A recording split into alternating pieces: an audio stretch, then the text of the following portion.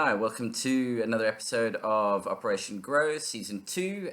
This week we're going to be joined by Elijah from Delta Labs, who will be discussing, amongst other things with us, sex testing of plants, the process behind that, being able to take samples from it, etc.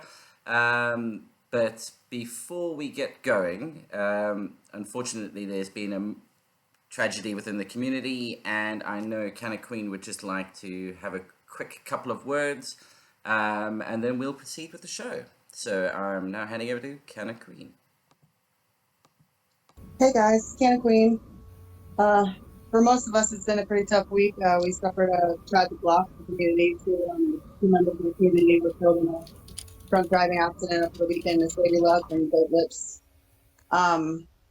We're doing some fundraisers over on Instagram on s4a.seed auctions on Instagram.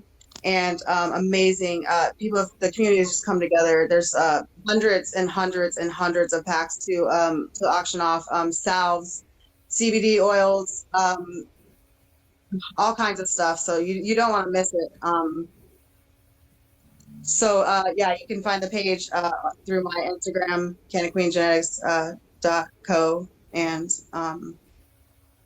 yeah, thank you. The outpouring of the community is just crazy because it's amazing to see everybody coming together for one good cause. So yeah, that's it.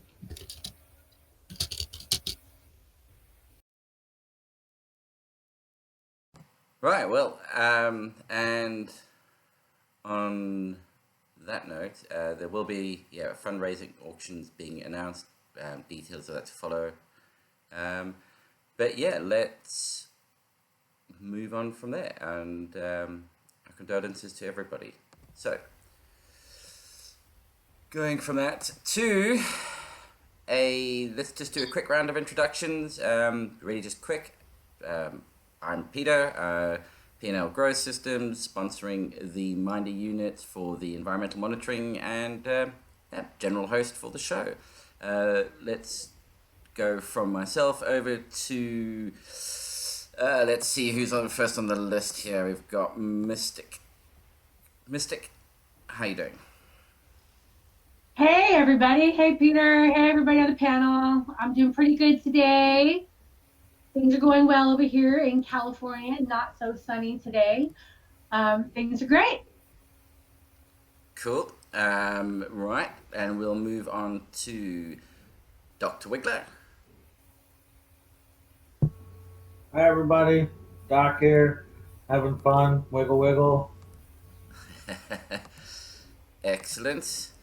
And moving on to Lefty.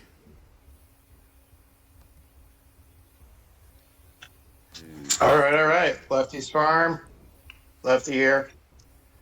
I'm back home. After a great weekend up at the Harvest Cup, I'm back home, but it was fun while it lasted.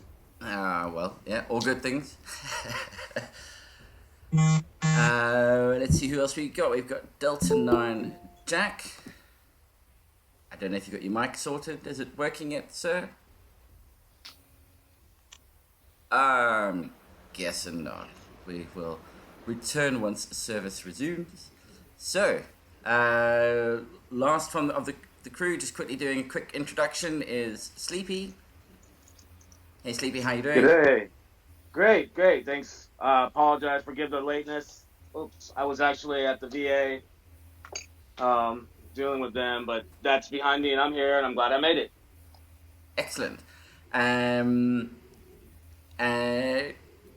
Let's jump on to the guest for the show, Elijah Spiner. I don't know quite, so I'm butchering that. Well, my apologies, sir. No worries, Peter. What's up, everyone? Thank you for having me on the show today. My name is Elijah from Delta Leaf Labs, and I think we're going to talk a little bit more about the testing as the show goes on.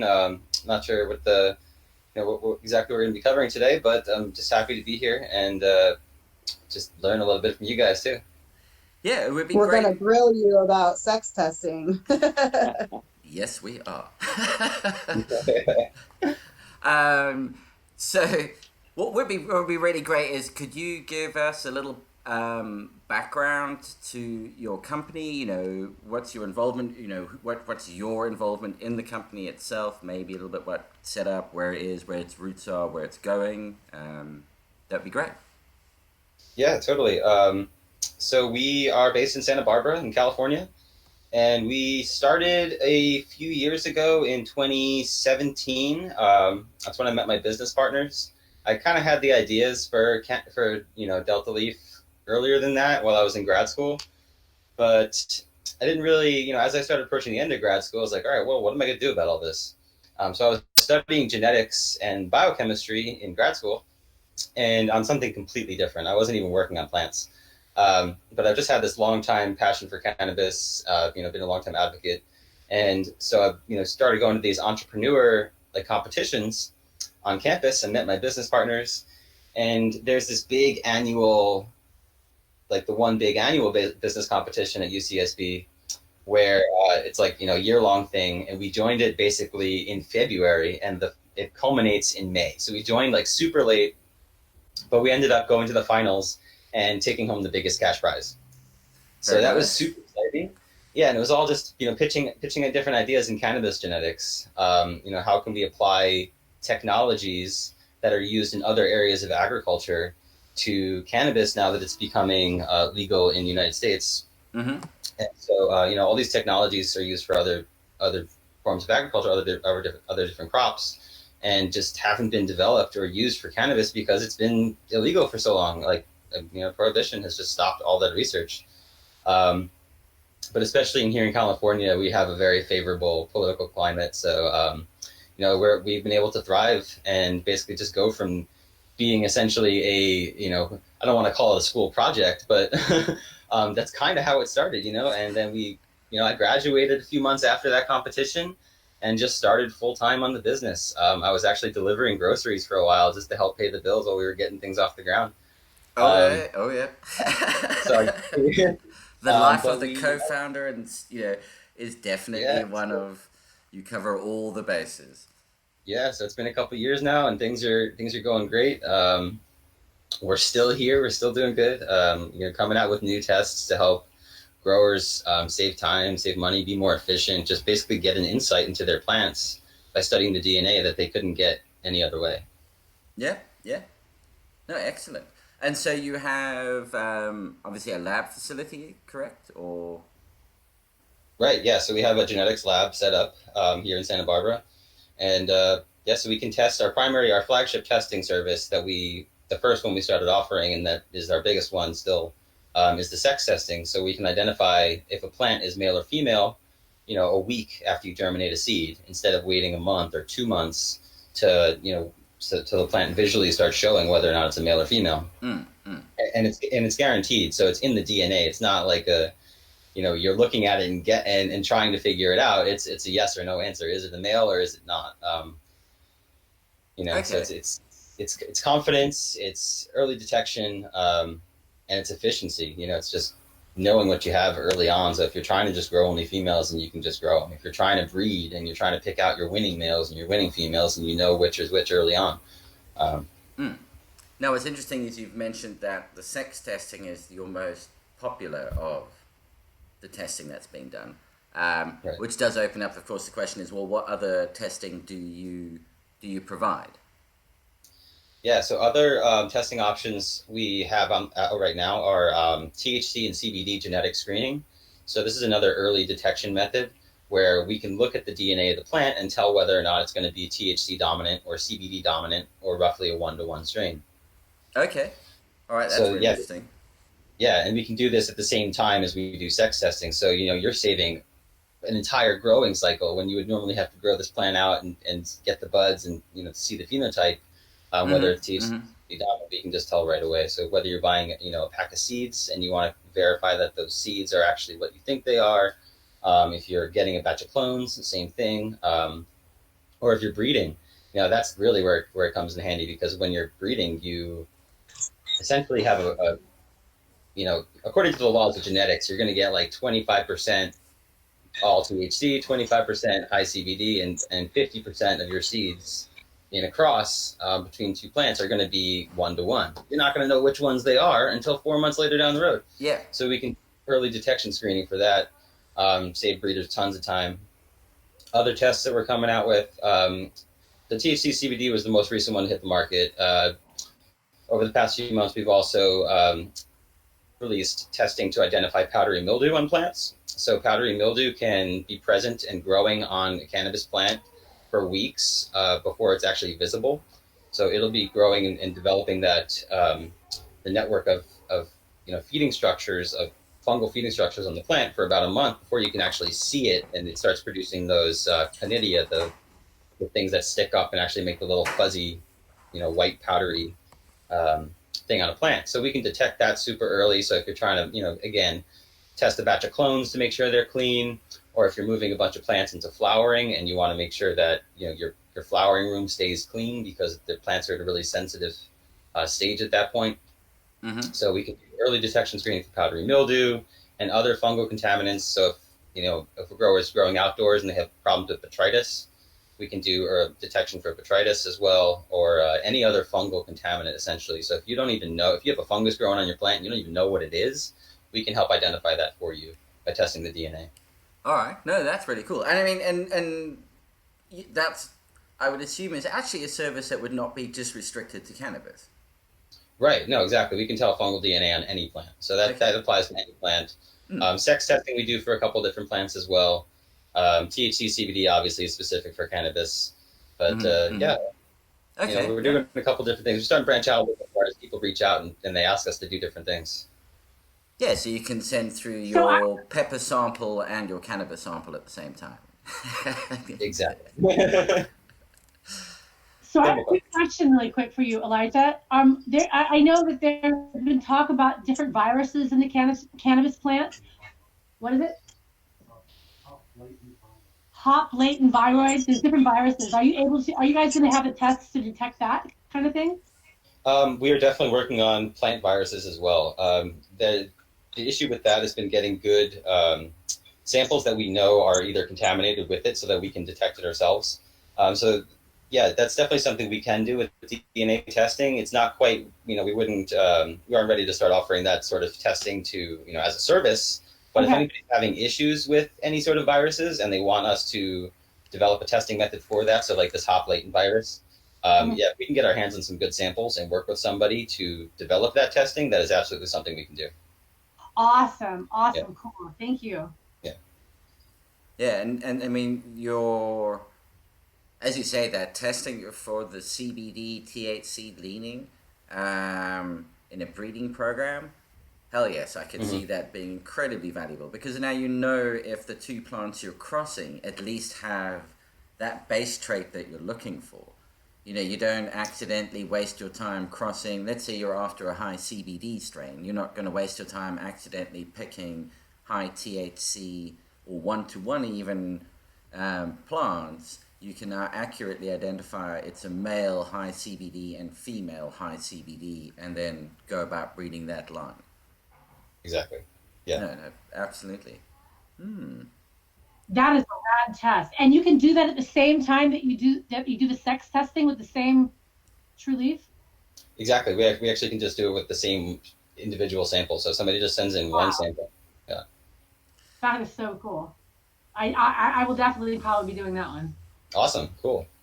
Now, for those watching, I guess the question will be on everybody's lips is, okay, so how much does this service cost? How long does it take? What do you need to be able to perform the test? So what do I, as either a home grower or, and that's another question, do you take, well, I mean, okay, other than it being clearly obvious from everybody on the panel, but do you take samples from home growers? Does it have to be, what are the restrictions for using your company's service, if any?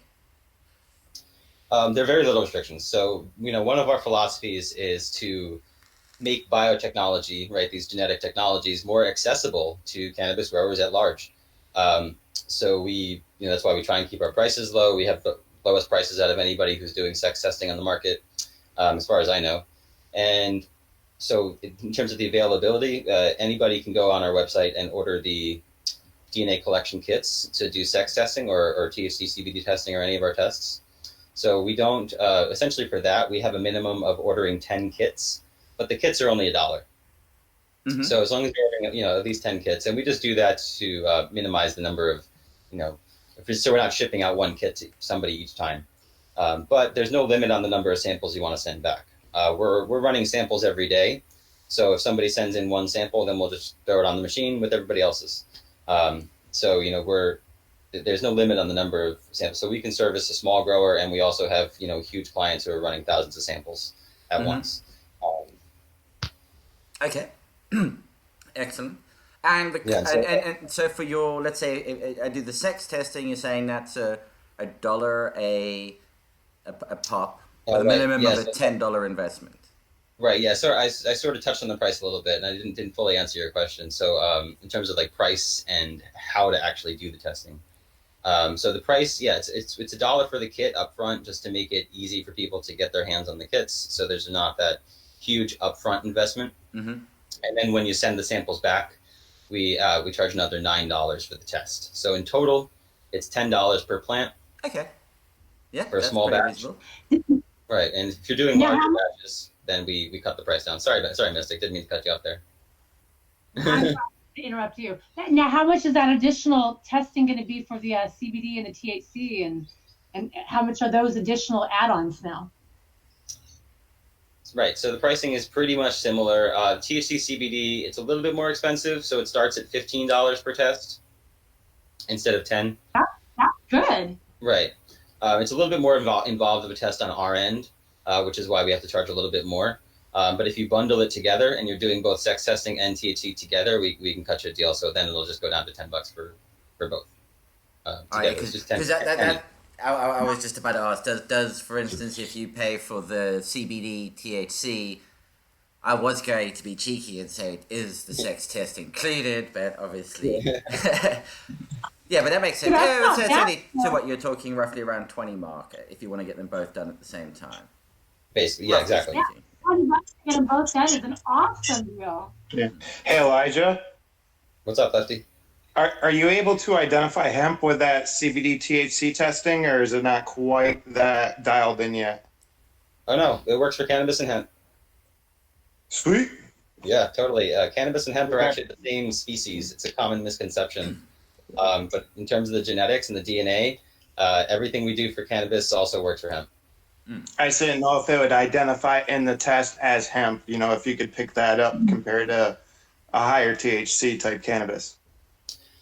Right. Well, that's really the only difference between cannabis and hemp is that it's a legal definition difference. Right. As THC or CBD. But in terms of the, biological relationship of the two, they're actually the same species of plant.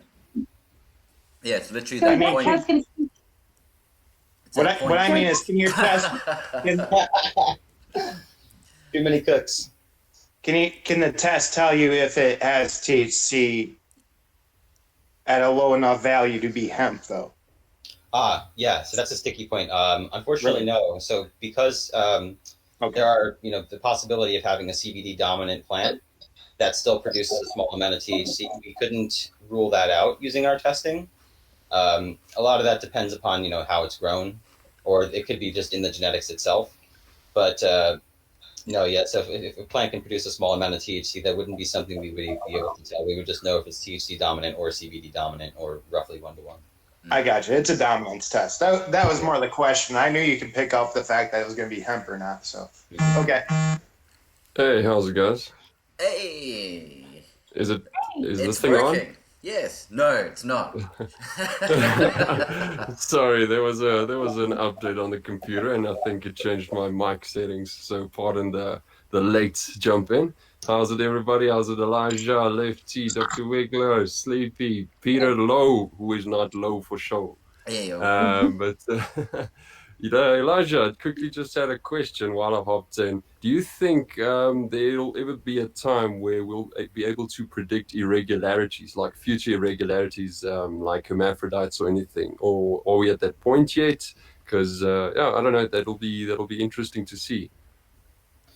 Yeah, hermaphrodites are another tough one.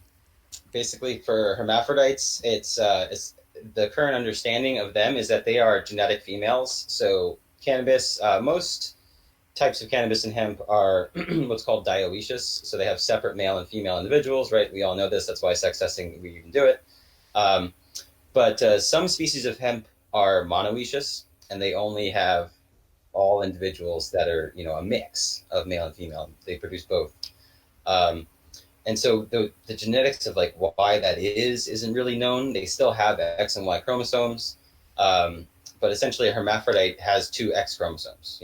A cannabis hermaphrodite is a female with two X chromosomes.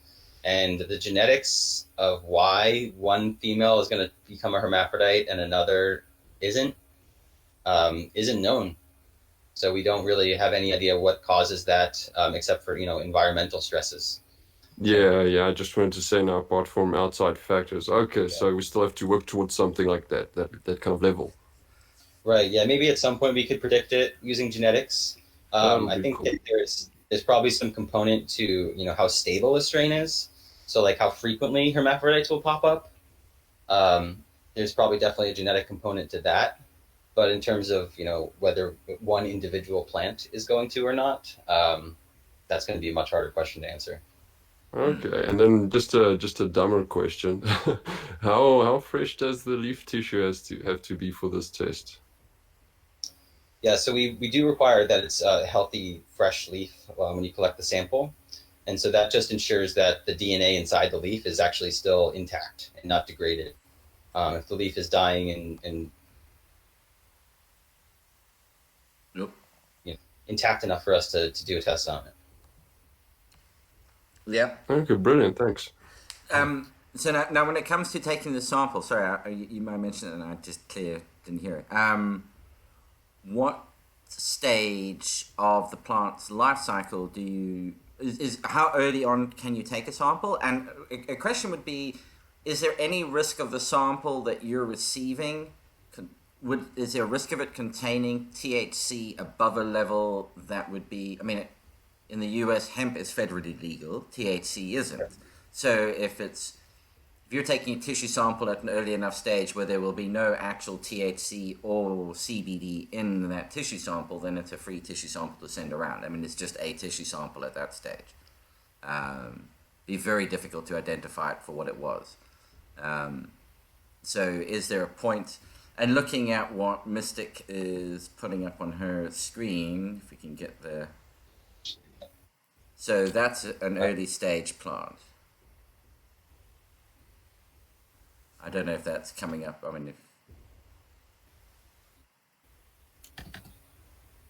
I'm so jealous. Yes, this plant's about a week old already, right? How a week old? And so, I know that what he's talking about with the collection of the leaves, you have to use these first true leaves.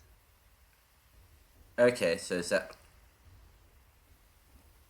Yeah, totally. So those first little round leaves, the cotyledons, those ones, as long as you're sampling from those, then you're good if you're sending cannabis, because in cannabis, those little round leaves don't actually make any trichomes, so they will never produce any THC.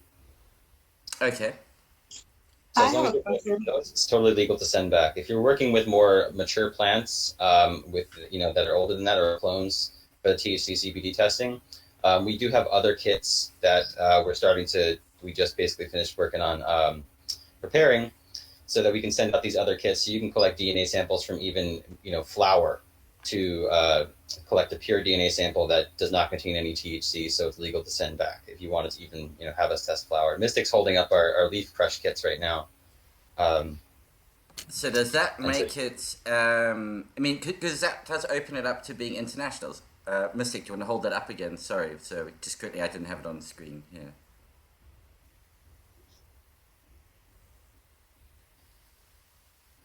Excellent. So what do you do with this?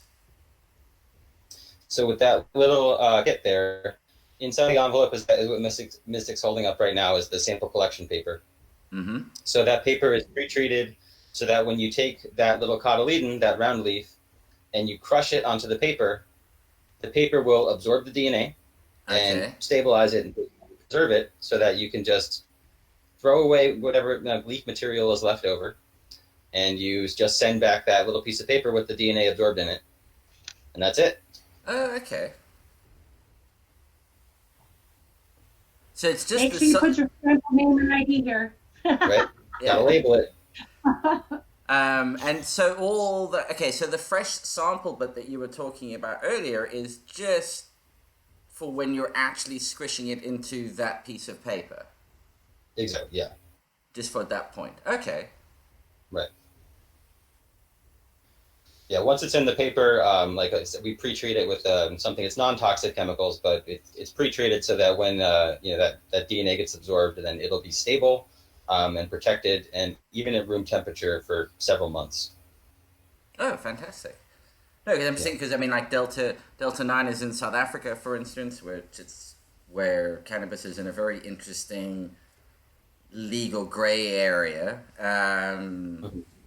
But I mean, like in the US, it's going to be one of those where it has the potential for huge farming potential over there for it. I mean, given the tracts of land, and it's a country that's kind of geared for it as well. You would see stuff like this, these kind of testing facilities.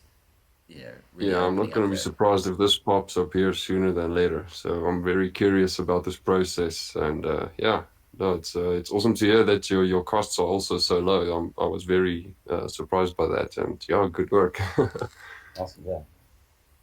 I want to ask you a question. Being a breeder, I'm a seed woman. So, does the actual seed shell, does it hold DNA like still in the shell from the embryo, or? Yeah, definitely. So the seed shell is produced essentially from in the sample that could potentially throw it off and make it appear as a female if it's actually a male. But again, we're testing for the Y chromosome. So if the seedling is a male and you've got a seed coat from the mother plant, we're still potentially going to be able to detect that Y chromosome in there. And speaking of the Y chromosome, what gene sequences are the Y chromosome are your test locating? If that makes sense. Yeah, so it's this sequence called the male associated DNA chromosome. So it's called MADC2. It's position.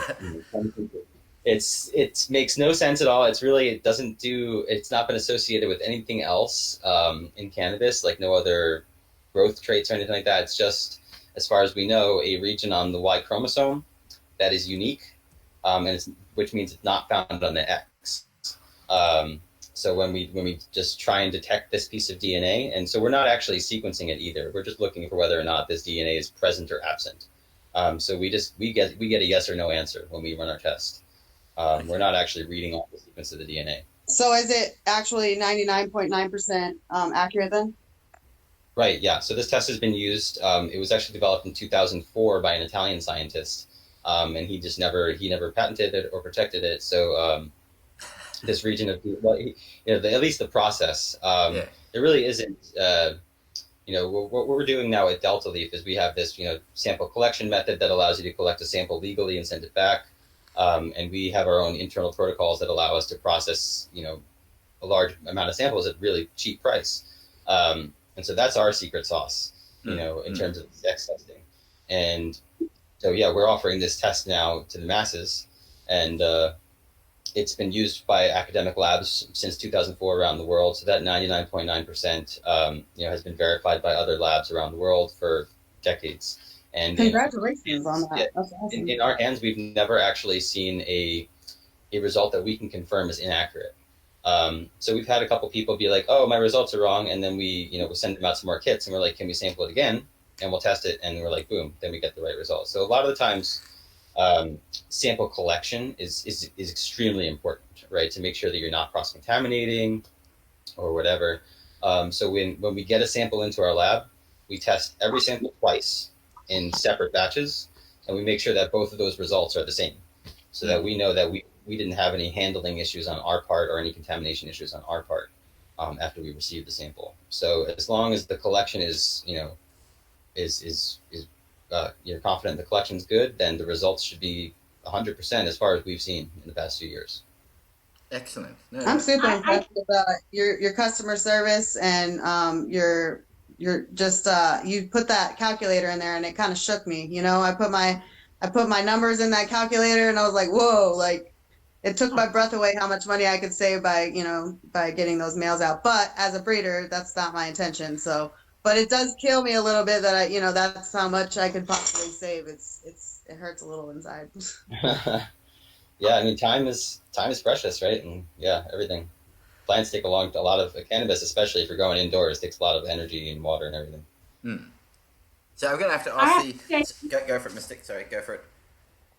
I have to say, from my experience taking and taking, you know, from my experience by doing the sex testing the first time and collecting the samples, it was very important on the cross contamination part to change out your blade and your gloves and really clean things to make sure you are. I can see that that's where people collecting the samples can really make some mistakes. You know, I can see what mistakes can be made. And I was very careful not to make those mistakes, but I can see where mistakes can be made in the collection part. And I guess it's one of those things as well where, like yourself, Elijah, you know, you're used to working in a lab conditions, which is where, you know, that's how you're taking samples. And the average person, on the other hand, isn't working in those conditions. So coming up with a way of being able to take a sample easily that the average person can take fairly, you know, easily. You definitely seem to have nailed it there. It's not a complicated thing. You snip off that bottom cotyledon, give it a squeeze, and that's pretty much it. Move on to the next one. Right. Yeah, we try to make it as simple as possible. And yeah, as long as you're, you know, just make sure labeling is huge too. Just label stuff first, and everything is easier after that. Oh, you got it wrong. Yeah, but you didn't send any labels through. I know. Well, actually, we're working on, you know, with the software development company to have an app, essentially. So that'll make things even easier. And we'll include a little, you know, barcode with each kit that you can just put in the pot with the plant. And then when you get your results, instead of like looking at the PDF file, you'll just be able to scan the plant and just see right there. Very nice. So, I mean, maybe the question, I don't know, maybe it's on other people's lips, but given I've got to ask it, given the controversy that came up around another, you know, company that was taking DNA samples and doing DNA sequencing in it, so the whole Phylus kind of galaxy debacle. You guys, on the other hand, I mean, the samples you're getting, you're not receiving tissue samples. You're receiving a squished, I mean, just to put people's minds at rest, or however you wish to answer the question. But you're not in the same game as them, or as they were. I don't know if they're still what they're doing these days. I mean, I think, you know, right. The catch is they did make DNA testing companies maybe people a little wary of them all of a sudden, thinking that they had the sudden power, you know, of all of this DNA information. I know, seriously, right? If people didn't trust scientists already enough. But like, we're all mad scientists in the lab doing crazy stuff. But no, yeah, I don't want to comment too much on it, but because I have some strong feelings about it. It definitely muddied the water and made everyone kind of question DNA testing is, you know, and services in general. We've got a lot of questions from people about it, you know, even concerned with sex testing. And sex testing, we're not even sequencing the DNA. So yeah, that's one thing we don't do is, you know, for sex testing and for THC CBD testing, and for powdery mildew testing, we do not sequence the DNA at all. Yeah. And you're not receiving, and just to be absolutely clear as well, you are by no means in any way receiving viable enough material that you could suddenly start cloning from what you're receiving. I mean, absolutely not. We're a little sci-fi-ish away from that stage just yet. Give it another 7 months. Yeah. Yeah. Right? No, I mean, well, that's the whole reason that our kits are legal to mail back. The samples are legal to mail back, right? Is because it's just DNA. There's no actual plant material there. Yeah. No, I am going to kind of do a little bomb drop here, a little mic drop. So we, you know, in response to this whole controversy, we have been developing an alternative to growers and breeders. Okay. an alternative to DNA sequencing that they can get that same information they were getting from the Phylos galaxy. In terms of, the whole point of that service was to say, if you've got Blue Dream or if you've got Sour Diesel, how do you know that it actually is Blue Dream or Sour Diesel? What is that? What is Blue Dream? Yeah. And so they were sequencing DNA, trying to figure out, how strains are different related and how unique your strain is. If you've got something totally new, how do you know? Well, you look at the DNA, right? Mm-hmm. So we figured out a way to do that and get that information without sequencing the DNA. Okay. And so we're going to call it, we're at this point, it's a working name, and we're looking to launch this service early in 2020, but we're going to call it, that for now, Strain Fingerprints. So you get a fingerprint for each strain. Instead of the sequence information. And it's essentially what they use at crime scenes to, get a DNA fingerprint for humans. We'll be doing that same sort of testing for cannabis. So, we won't be reading off the sequences. We'll just be looking at different DNA markers, getting an answer whether or not they're present or absent. Just like we do with sex testing, we just look for the Y chromosome, whether it's present or absent. Except for the fingerprint, we're going to be looking at essentially random different regions of the genome. And we're not looking for like the THC gene. We're not looking for terpene genes. We're just looking for different reference points and seeing whether or not they're there or not. Yeah. And the combination of this information gives us a fingerprint. So if you're growing a unique strain and you want to test whether or not it's unique, you get this list of whether or not these markers are present or absent. And that will tell you whether or not your strain is unique based upon does another strain have those same markers or not. Yeah. Oh, I mean, now exactly. You're getting into that. I mean, yeah, the breeders, if they don't jump all over your service in 2020, I mean, that's going to, in my opinion, that would be a little crazy, given that, I can test. I don't know if you've watched any of the seasons. There is this bit of a grinding theme around, knowing what you're playing with when it comes to breeding, and that there is, unfortunately, lack of documentation of all these different strains. And, my mate gave me this and said it was Blue Dream, but that's what I've got to go by, is what my mate called it. I don't know if it was anything else. And so, now I can actually take two different strains, not only find out the sex of the plants early on, but also the leaning in THC, CBD, and if they are genetically related in any way. Because if they're genetically related, I may have no interest in crossbreeding with them because there's too many unknowns that are going to suddenly crop up. Too many recessive traits that might suddenly flare up that I'm not expecting. As opposed to knowing that I'm playing around with two totally distant strains. So I have some better control over what I'm doing. Right. Elijah, how are you getting your base? How are you getting your base numbers for these strains to get started with? So we're basically just working with, we're looking for a few local partners here in the Santa Barbara area. We have one who we're working with already, and I don't have the privilege to share their name yet, but when we do launch the service, we're hoping to have, a formal partnership announced with them. And essentially, we're just working with a couple other local farmers and breeders and verifying their genetics just so that we can know it works. So we have some sort of reference for when we start testing other people's samples. And that's sort of what we're doing now, is just building out and trying to get our hands on some different genetics just so we can get a few fingerprints in our database and, get this technology working so we can launch it in 2020. Will you be able to do that testing, that fingerprint from the same True Leaf, from the same first test? Yep. Wow. So you're going to get all this done all in just one test. Yep. For $25. Well, okay. Yeah, I was about to talk about price too. So the best, even better. It makes this all the icing on the cake is that this test, the fingerprint, it's going to be less than half the cost of what Phylos was charging for their sequencing, and it will be you'll get the turnaround time is going to be about 4 times faster. So instead of waiting 2 months for your results, you'll get your results in about 2 weeks. Wow, that's so rad. for half the cost. Nice. Well, I'm not too far from you, and I come across quite a few different types of genetics, so I can bring down every test if you'd like to do the testing on them. Awesome. Yeah, I mean, totally. Like we're just sort of getting our feet wet in this right now and doing the early stages of the testing. Like I said, we just have one partner who we're working with at this point.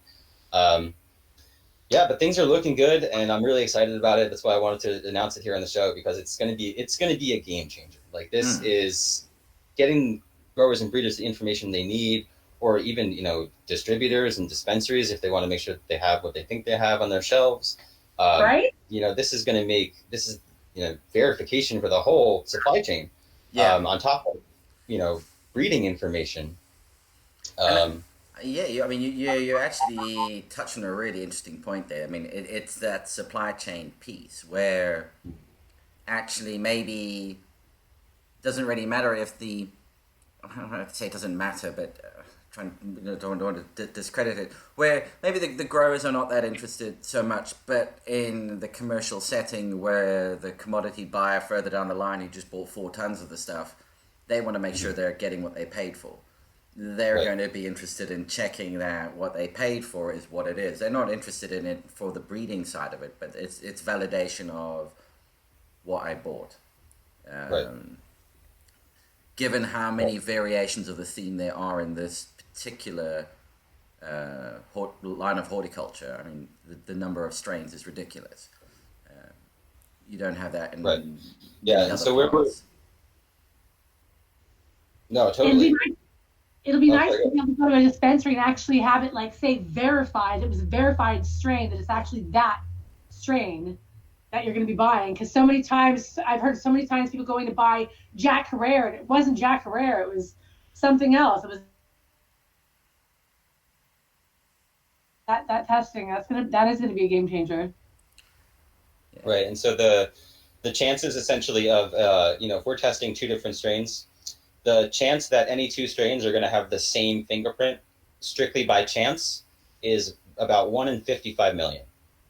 So as long as there are less than 55 million different strains, then we should never get, we should be able to distinguish all of them as being separate.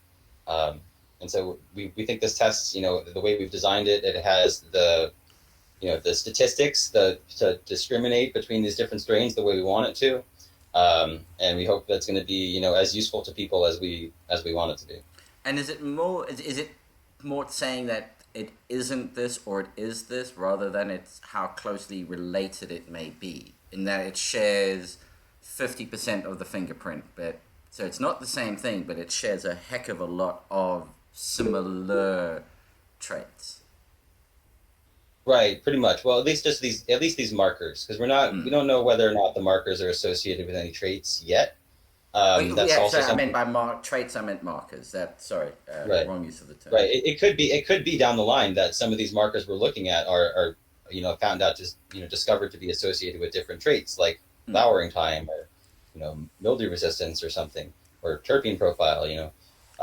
Who knows? But we specifically selected them because they're not associated with anything yet. So we want to preserve the the privacy of growers and breeders, or anybody not exposed to that information, while also getting them the information that they do want. Yeah, I mean, more from the point of view that with human, with that human DNA fingerprinting, I can tell if it's my sister or your sibling or parents. You can see that there is a shared family line here, but I can't tell whether you're, white, black, 6 foot, 4 foot, 200 pounds or 20 pounds. I've got no concept of that from what I'm looking at, but I can see that you are either closely related or distantly related by how much of that fingerprint you basically share.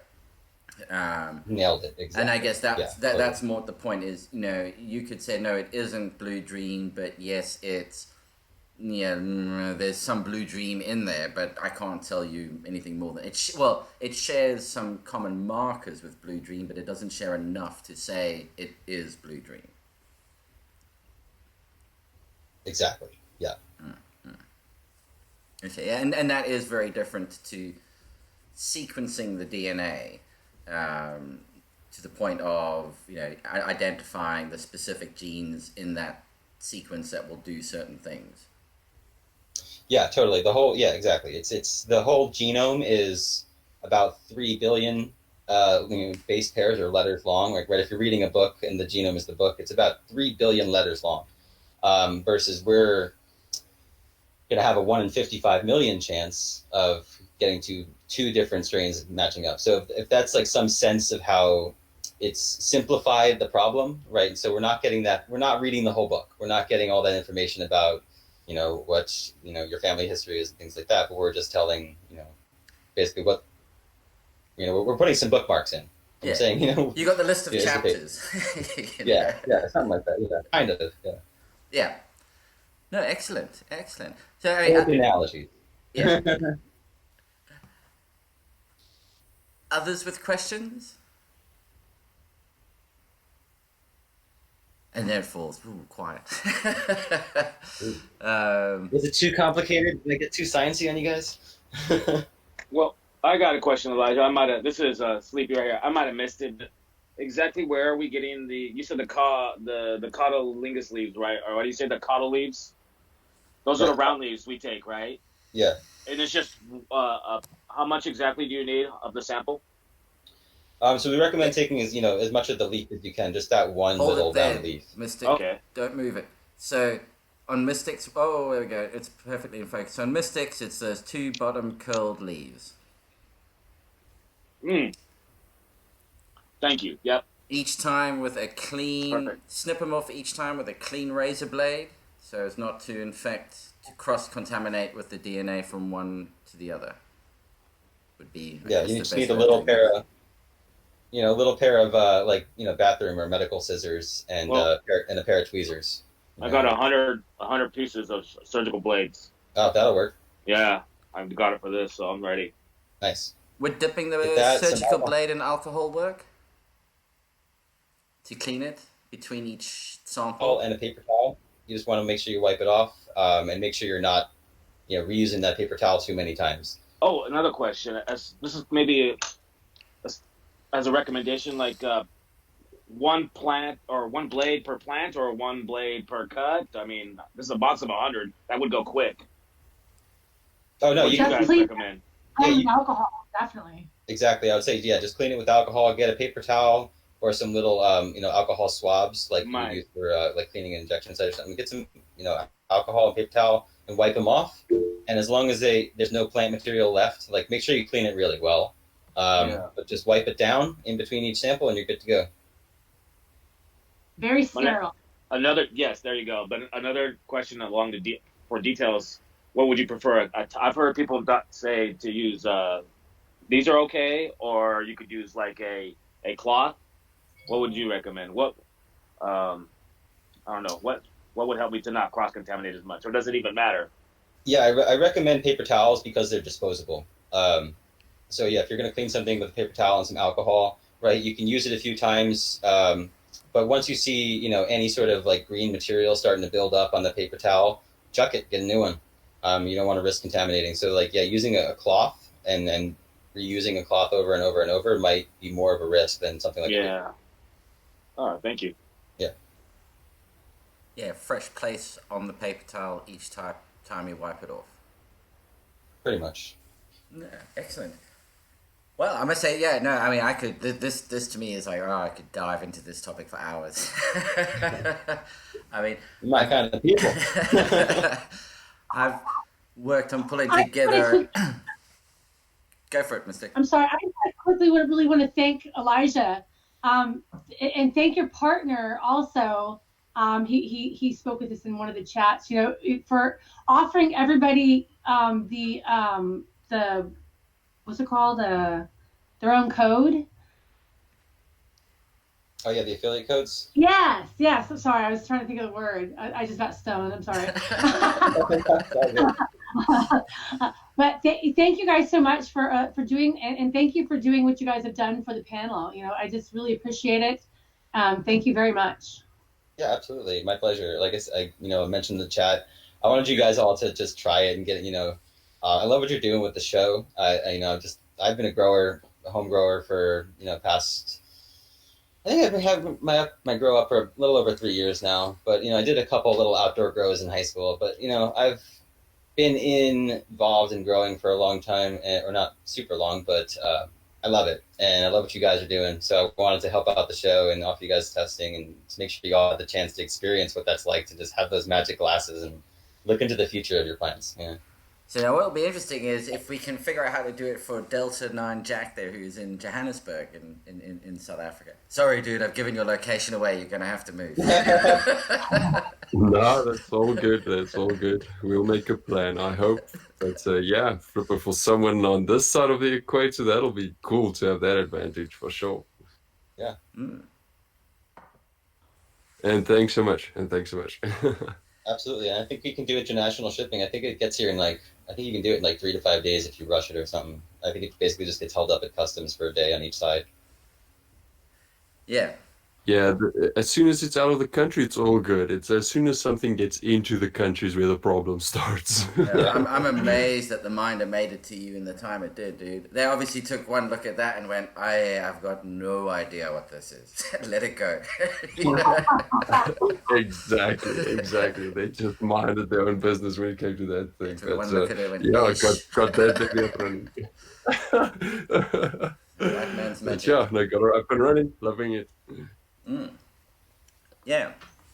No, excellent. I mean, I've got a little side project that I would, that I'm interested in trying to figure out is, can you do through just visual analysis? Would it be possible to do early identification on the sex of a plant?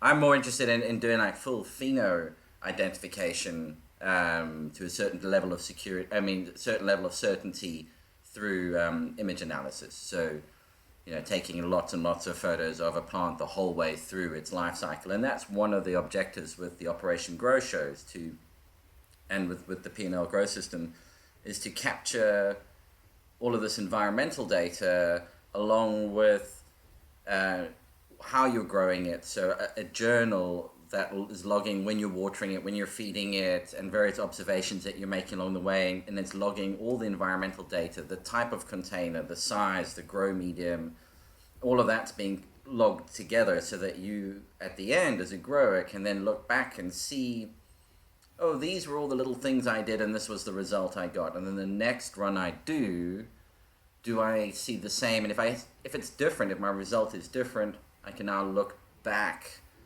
at that last journal and see everything I did, and it's all plotting it out on a timeline, stamping it as you go along. So you can see, I watered on this day. And it's to try and also capture those little ad hoc events where you walk in and you just go, that one needs a bit of extra watering, so you water it. And that can skew the results. That it's quite amazing how many of the small little things you do that you don't think twice about are actually the key to why you're getting the good results. And when you look back at it, you go, I don't know what I did. A lot of that kind of stuff you forget about. And so the idea is to try and capture as much of that as possible. And then with your identification on the powdery mildew stuff is then, being able to do environmental precursor identification. So we can do forecasts 7 days in advance based on observed data and weather environmental data, and then forecast your environment for the next 7 days, which may indicate that you're heading into a powdery mildew high danger zone or thrips. And when you then combine that with the visual analysis, you can then be fairly accurate on what's going on in that environment, because what might look like thrip damage could also be nutrient deficiency, but the environmental conditions would say there's no way it could be thrip damage. And then you go, okay, so it's a nutrient deficiency. So you can quickly eliminate one from the other. Yeah, for me, the greatest benefit was seeing how everything comes together, and you can actually get a deciding factor or get answers out of the information instead of just looking at every little bit of data and coming to your own conclusion. Now you see something actually resulting from that, and you can make a decision from there on in. So it's getting definitely way easier. And I always like to compare it to make car analogies because everybody gets them. So I see it as Peter is building the instrumentation so that we can read our engine output, our revs and everything like that. And then Elijah is coming in and identifying our engine, because we're running a great engine, we know that, and it's giving great power output or whatever we're looking for, but we don't know really what's under the hood. So that's what we need to do, is we need to know what the heck are we running actually, But yeah, it's great to see how everything's coming together, and with everything falling in line, you're building a great sports car and running that room full throttle. Yeah. So being able to take your genetic data, I mean, what would be great would be able to take a DNA fingerprint and say, this DNA fingerprint with this environment fingerprint will give you this phenotype. Or this fingerprint plus this environment and fertigation regime, you have a 98% chance of hitting this phenotype. And phenotype being chemical expression, so that could be you're looking for high CBD output. And That's what I was going to say. I had it explained to me that CBD is something that you buy or breed into the plant, whereas THC content is something that you can grow, because I can stress the plant, I can do things to it, because THC being more a stress response chemical, whereas CBD is a little bit more hardwired in that the maximum it will produce is sort of genetically coded, and you need to constantly amplify it by breeding high CBD to high CBD strains so that you're amplifying that effect over time. But at any point, I could probably take a high CBD strain, stress it enough, and it would be federally illegal very quickly. I can go from 0.3% to 3% THC by just stressing the plant, letting it get a little too dry for a couple of days, or ramping up the UV that it's under, doing things like that. I can mess with the plant. It won't increase the CBD, but it will bump THC content up. So that's where knowing. I just want to say high five. Yeah. I was just going to say, I just want to say high five to you for that. And then also Delta 9 for putting it into an analogy where all us dudes could understand, looking under the hood and the sports car and all that good stuff. Like, I totally. Yeah. Hell yeah. You were in my head too. You said what I wanted to say. Thank you, sis. Thank you, guys. Yup. Hey, Burma Kaplan there. There we go, some Afrikaans for you guys. But yeah, I like to keep it simple. I'm a petrol head, and this is where things come together for me. Two passions collide, and I like just to make it to keep it simple, so we can understand. Hey, and at least while you're stoned, it's a very slow collision. Right? Hey, officer, how fast was I going? Hey, dude, you're parked up. You haven't left the house yet. Yes. I had a friend who was waiting for the oncoming car to pass until he realized that it was just street lights further down the road that looked like headlights, given the distance. Yeah, that point you're like, Hey, okay. well, they say stoners will wait for a stop sign to turn green, so. No, brilliant, man. Well, we've hit the hour. We can carry on going. I don't mind. It's quite a good conversation. Everything,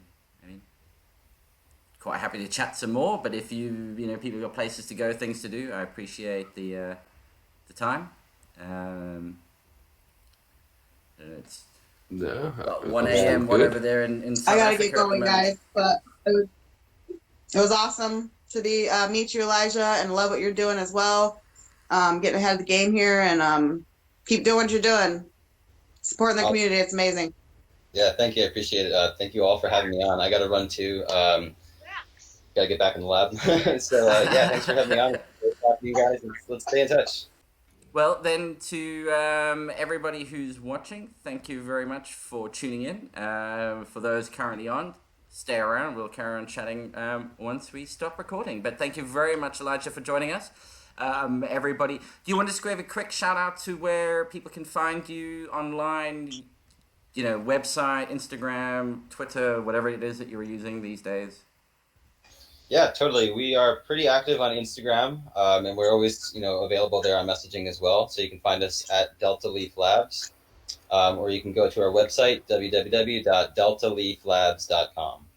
And we've got contact forms and everything all over the website, so you can get in touch with us there. We've got a phone number on the website as well, or an email address. You can reach out to us any way that's convenient to you.